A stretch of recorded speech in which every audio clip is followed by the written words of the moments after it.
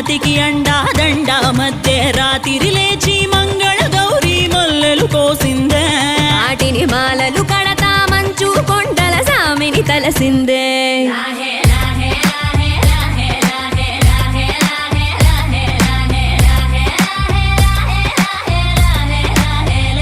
మెల్లో మెలికల నాగుల దండ బలపుల వేడికి